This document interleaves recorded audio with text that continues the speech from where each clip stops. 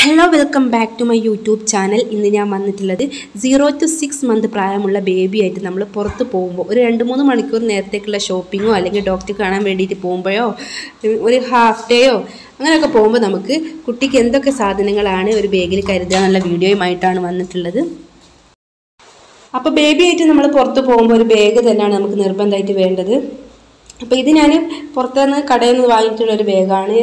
ഏകദേശം 1000 ബിലോ അങ്ങാനാണ് ഇതിന് റേറ്റ് ഉള്ളൂ. അപ്പം ഇതാണ് ഞാൻ എടുക്കുന്ന ബാഗ്. ഇനി ഇതിലേക്ക് വെക്കുന്ന സാധനങ്ങൾ എന്തൊക്കെയെന്ന് നോക്കാം. ഞാൻ പുറത്ത് പോകുമ്പോൾ ബേബിക്ക് വേണ്ടി ഫസ്റ്റ് എടുക്കുന്ന സാധനം എന്ന് പറയുന്നത് ബേബീനെ പൊതിഞ്ഞ് സൂക്ഷിക്കുന്ന ആ ഒരു ബ്ലാങ്കറ്റ് ആട്ടോ, ക്യാപ്പോട് കൂടിയിട്ടുള്ള ആ ബ്ലാങ്കറ്റ്. പിന്നെ ഞാനൊരു ഡ്രൈ ഷീറ്റ് എടുക്കാറുണ്ട്.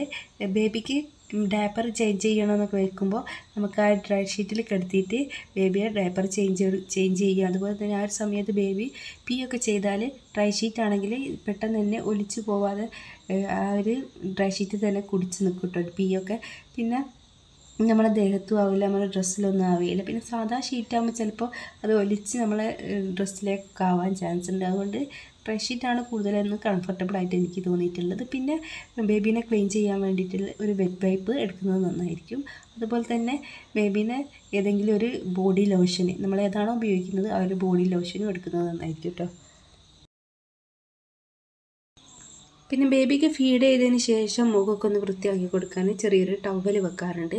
പിന്നെ ഒരു ഡ്രസ്സ് എക്സ്ട്രാ വെക്കാറുണ്ട്. ഇത് നിർബന്ധമായിട്ട് വെക്കലുണ്ട് കേട്ടോ. ഇപ്പോഴാണ് നമുക്ക് ഡ്രസ്സ് ചേഞ്ച് ചെയ്യേണ്ട സമയമൊന്നും പറയാൻ പറ്റില്ല. അപ്പോൾ ഒരു ഡ്രസ്സ് എന്തായാലും വെക്കണം. പിന്നെ ബേബിക്ക് ഫീഡ് ചെയ്തതിന് ശേഷം ബേബിയുടെ ഗ്യാസൊക്കെ ഒന്ന് പോകാൻ വേണ്ടിയിട്ട് തോളിലിട്ട് തട്ടി കൊടുക്കുമ്പോൾ ബേബി ചിലപ്പം വൊമിറ്റ് ചെയ്യാൻ ചാൻസ് ഉണ്ടാവും. അപ്പോൾ അത് നമ്മുടെ ഡ്രസ്സിലൊക്കെ ആവാതിരിക്കാൻ വേണ്ടിയിട്ട് ഒരു ചെറിയൊരു ടർക്കി ഞാൻ കരുതലുണ്ട്.